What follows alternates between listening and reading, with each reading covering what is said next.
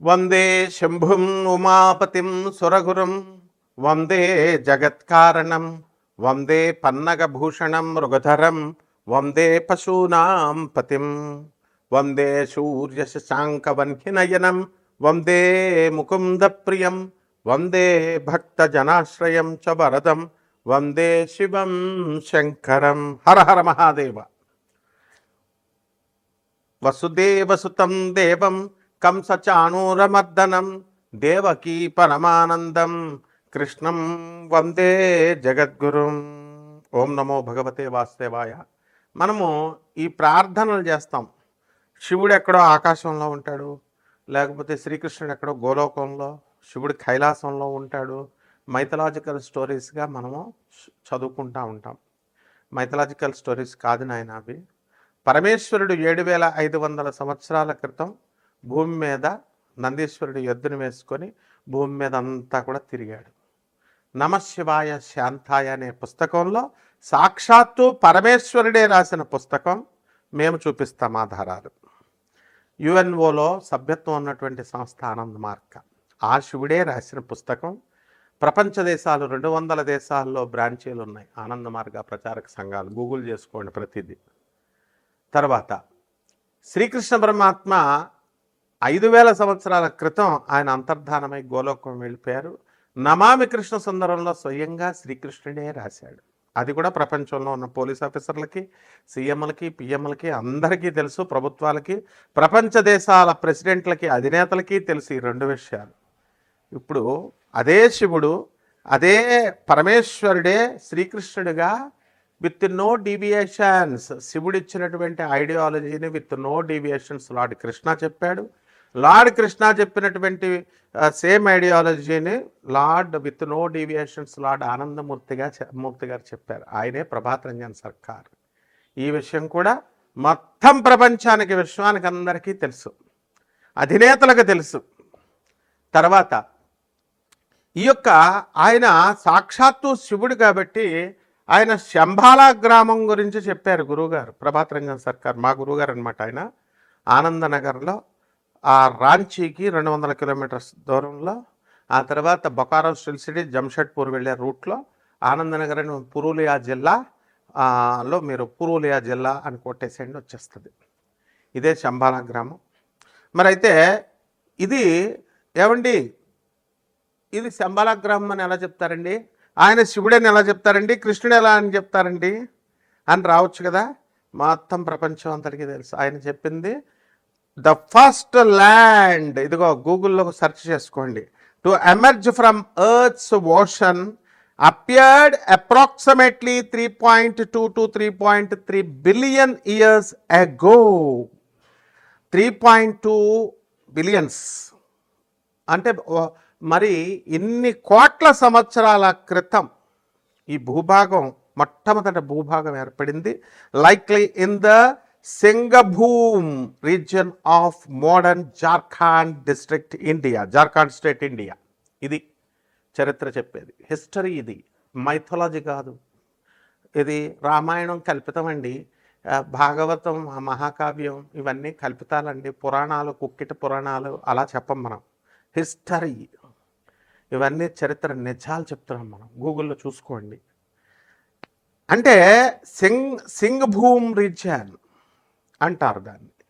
అది డెక్కన్ ప్లాటో. ఎలా అయితే మనకి హైదరాబాద్, తెలంగాణ రాష్ట్రంలో ఉన్నటువంటి కొన్ని ఊర్లు, అలాగే మహారాష్ట్రలో ముంబై కొన్ని ఊర్లు, అలాగే కర్ణాటకలో కొన్ని ఊర్లు ప్లస్ బెంగళూరు ఎలాగైతే డక్కన పీఠభూమి మీద ఉందో, ఈ సింఘం రీజియన్ అనేటటువంటిది జార్ఖండ్లో మనకి ఇది ఉంది. ఇది మొదట భూభాగం అని జులాజికల్ సర్వే ఆఫ్ ఇండియా చెప్పింది. ఇదిగో చూడండి, ఎలా geological evidence studies of sandstones in the Singhbhum craton of India have revealed sign of erosion and weathering indicating that this land was exposed to the atmosphere, not submerged. ఇది ఎంత ఉండాలమ్మా. మీకు professor Dave అనేటువంటి ఆయన కూడా దీని మీద research చేసి ఆధునిక కాలంలో మొన్న వీడియో ఉంది, యూట్యూబ్లో చూసుకోండి. అంటే మన గురువుగారు సాక్షాత్తు పరమేశ్వరుడే మనకి లార్డ్ కృష్ణగా వచ్చారు, మరి ఆయనే ఆనందమూర్తిగా వచ్చారు. అసలు అప్పులతో బాధపడిపోతున్నాం మనందరం కూడా. పెళ్ళిళ్ళు కావట్లేదండి ఎంత పెద్ద పోస్టుల్లో ఉన్న వాళ్ళకు కూడా, వాళ్ళ పిల్లలకు కూడా. అలాగే విడాకులు అయిపోతున్నాయండి. తర్వాత ఏమండి ఆర్థిక బాధలు బాగా. ఫ్యాక్టరీస్ నడుపుతున్నాం, మా స్థలాలు అమ్ముడవట్లేదు, మా ఫ్యాక్టరీలు అమ్ముడవట్లేదు, మా భార్య కొడుతుంది. ఇలా రకాలు ఉన్నాయి. మీకు తెలియదు, నాకు కొత్త కాదు కదా, నాకు అన్ని ఫోన్లు వస్తుంటాయి. భార్య చేత తన్నులు తినేవాళ్ళు ఉన్నారు, మామగారిని కొట్టే కోడళ్ళు ఉన్నారు, అన్ని రకాలు ఉంటారు. ఎందువలనంటే ఈ మానవుడు అనేటటువంటి వాడు అక్కడ ఆ దేవతలకి రాక్షసులకి మధ్య లక్షణాలు ఉంటాయి. అలాగే మనము మంచోళ్ళు ఉంటారు, చెడ్డోళ్ళు ఉంటారు. కాబట్టి ఇక్కడ ఆ గురువు గారైనటువంటి ప్రభాత్ రంజన్ సర్కార్ మన గురువు గారు 1993లో నోబెల్ ప్రైజ్నే ఇప్పించారు. ఆయన ప్రగతిశీల ప్రయోజక తత్వం అని ఒక తత్వం ఇచ్చారు. ప్రౌచ్ అని, ప్రోగ్రెస్ యూటిలైజేషన్ థియరీ అని. ఆ థియరీని పట్టుకొని ప్రొఫెసర్ డాక్టర్ రవి భాత్రా అని గూగుల్ చేసి చూసుకోండి, వికీపీడియా చూడండి ఆయనది. మై ఇన్ఫ్లుయెన్స్ పిఆర్ సర్కార్ అని ఉంటుంది. అండ్ ప్రౌచ్ ప్రోగ్రెస్ యూటిలైజేషన్ థియరీ మీద ఇచ్చారు. ఆయన రీసెర్చ్ చేశాడు, నోబెల్ ప్రైజ్ వచ్చింది. అంటే ట్రంప్ దేశాధ్యక్షుడయ్యండి, అమెరికా అగ్రరాజ్యంగా చెప్పుకుంటున్న ఆయన నాకు నోబెల్ ప్రైజ్ ఇవ్వండి రా బాబు అంటే నోబెల్ ప్రైజ్ రాలేదు, ఆయనకి ఎవరు ఇవ్వలేదు. కానీ మన గురువు గారు నోబెల్ ప్రైజ్ అవలేలగా తన శిష్యుడైనటువంటి, మేము చూసాం డాక్టర్ రవి భాత్రా, ఇప్పుడు కూడా 90 years ఉంది. Texas south Methodist university professor, అతను రిటైర్డ్ అయ్యాడు. ఆయన ఈ నోబెల్ ప్రైజ్ విన్నర్ తెచ్చుకున్నారు. కాబట్టి మనందరం కూడా తెచ్చుకోవచ్చు ఆ యొక్క ఫిలాసఫీ మీద వర్క్ చేసి. ఇంకా ఎన్నో ఫిలాసఫీస్ ఇచ్చారు. ఫస్ట్ ఒకటి చెప్తాను. కాబట్టి మీ సమస్యల పెద్ద సమస్యలు కాదు, ఇది గుర్తుపెట్టుకోండి. నెంబర్ 1. నెంబర్ 2, సాక్షాత్తు దేవుడు ఎక్కడో లేడు, మనకి దేవుడు మన మధ్య ఉన్నాడు. స్పిరిట్గా, హోలీ స్పిరిట్గా మన మధ్య ఉన్నాడు. ఇది ప్రగాఢంగా మీరు నమ్మాలి. నమ్మకుండా మీకు వేరే ఆల్టర్నేటివ్ లేదు. కృష్ణుడు మధురలోనే పుట్టాడు, కృష్ణుడు బర్సానాలో రాధమ్మ పుట్టింది, అయోధ్యలో రాముడు పుట్టాడు. ఇవి కథలు కాదు, హిస్టరీ. అందుకే తరతరాలుగా అయోధ్య వెళ్తాం, మనము మధుర వెళ్తాం, కృష్ణ దర్శనం చేసుకుంటాం. కాబట్టి ఆఫ్టర్ ఆల్ ఈ సమస్యలు మా ఒక సమస్యలా మనకి? సాక్షాత్తు పరమేశ్వరుడే మన భూమి మీద మృత్యులోకం, మనం చచ్చిపోతాం. మనం చచ్చిపోయి తుమ్ముకొక చావు, ఒక తుమ్ము గట్టిగా రాకపోతే చచ్చిపోతాం. ఒక్క నిమిషము హార్ట్ సరిగ్గా పనిచేయకపోతే చచ్చిపోతాం. ఇలాంటి తుచ్చమైన మరణం ఉన్నాడు. మోక్షాన్ని ఇవ్వగలిగేటటువంటి గురువు ప్రభాత్ రంజన్ సర్కార్ ఆనందమూర్తి గారు. ఆయన మనకు వెళ్ళిపోతూ కలియుగంలో ఒక మంత్రం ఇచ్చారు, బాబా నామ్ కేవలం అని. ఈ మంత్ర జపం ఎంత జాగ్రత్తగా చేసుకోండి. నేను చెప్పేది వరల్డ్ ఫ్యాక్ట్. కాబట్టి వారు ప్రధానమంత్రులు, రాష్ట్రపతులు, ఎంపీలు, ఎమ్మెల్యేలు, ఐపీఎస్ ఆఫీసర్లు, ఐఏఎస్ ఆఫీసర్లు, చదువుకున్నటువంటి వాళ్ళందరికీ తెలుసు. జమాల్పూర్లో ఆయన బీహార్లో జన్మించి ఆనంద్ మార్గ్ ఆశ్రమాన్ని ఇప్పుడు ప్రపంచ దేశాలన్నీ ఉన్నాయి, చూసుకోండి. ఇక ఆ యొక్క 12 రాశుల వారికి అందరికీ కూడా కష్టాల్లో ఉన్నటువంటి వాళ్ళకి ఈ యొక్క భగవత్ నామాన్ని జపించడం వల్ల, ఆ శంబాలా గ్రామం అంటే ఎక్కడో, శంబాలా అంటే హిమాలయ పర్వతాల్లో అవతల ఉంది, అది ఎవరు మనుషులు వెళ్ళలేరు, ఆస్ట్రల్ బాడీస్ వెళ్ళదు. ఈ సొల్లు కబుర్లు వద్దు అసలు. ఈ మైథలాజికల్ స్టోరీస్ చెప్పేటటువంటి వాళ్ళు యూట్యూబ్లో ఉన్నటువంటి వాళ్ళందరినీ పక్కన పెట్టేసేయండి, చెప్పుకోనియండి. ఒరిజినల్ నేను చెప్పాను. Singh boom reason of India in Jharkhand, అదే ఆనందనగర్. కాబట్టి అక్కడ మనం జపం చేసుకోవడం వల్ల అక్కడికి వెళ్ళక్కర్లేదు. అందరూ కూడా 10,000 మంది అవధూతలు రెడీగా ఉన్నారు మనకు హెల్ప్ చేయడానికి. ఒక్క అవధూతను పట్టుకోవడమే కష్టం. ఆర్గనైజ్డ్, ఇది డిసిప్లిన్, వెల్ డిసిప్లిన్డ్ ఆర్గనైజేషన్. కాబట్టి ఒక్కొక్క రాశి వారికి ఏ విధంగా ఈ మంత్ర జపం చేస్తే కర్మలు తొలగిపోతాయి.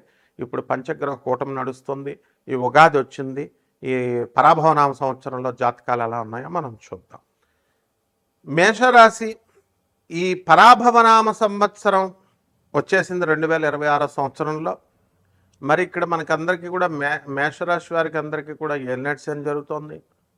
మరి వీళ్ళకి, ఈ మేషరాశి వాళ్ళకి అందరికీ కూడా గురుడు మిథున, కర్కాటక, సింహరాశుల సంచారం చేస్తాడు ఈ యొక్క 2026 పరాభవనామ సంవత్సరంలో.